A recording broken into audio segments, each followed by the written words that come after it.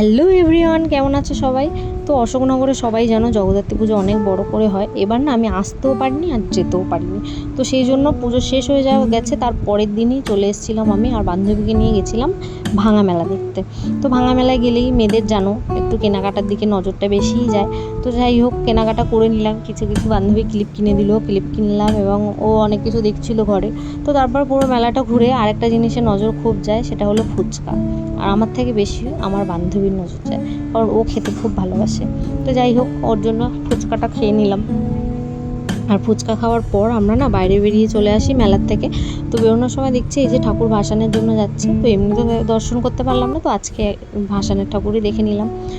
তো ওরা খুব নাচানাচি করছিল দেখে আমারও খুব ইচ্ছে করছিল, তো নাচতে তো আর পারলাম না। সেই জন্য চলে আসলাম ক্যাফেতে, কারণ দুজনের অনেক দিনের অনেক মনের কথা বাকি আছে, দেখা হয় না, সামনে অনেক দিন পর দেখা হলো।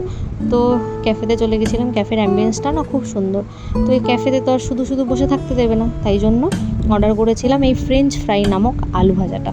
আর এটা খেতেও খুব ভালোবাসি মেয়েরা, জানো আমরা। তো যাই হোক, আলু ভাজাটাও খেতে ভালোই ছিল। তো তারপরে না বাইরে অনেকটা ঠান্ডা ঠান্ডা পড়ে গেছিলো, ভালোই ঠান্ডা লাগছিলো, সেই জন্য না চা অর্ডার করেছিলাম। তো এই ওয়েদারে চাটাও খেতে বেশ ভালোই লাগছিলো। তো চা খাওয়ার পরে এখন ভাবলাম যে ডিনারটা তো স্কিপ করতে হবে না, বাড়িতে গিয়ে আবার ডিনার করব। তো ডিনারটাও এখান থেকেই সেরে যাবো, সেই জন্য অর্ডার করেছিলাম এই বিগ সাইজের পিৎজাটা। আর পিৎজাটা খুব চিজি ছিল, খুব ভালো ছিল খেতে, কিন্তু দুজনে পুরোটা খেতে পারিনি, আবার পার্সেল করে বাড়িতেও নিয়ে এসেছিলাম। যাই হোক, আমাদের গল্প আড্ডা সব শেষ, কমপ্লিট, এখন বাড়ির দিকে দিলাম, টাটা।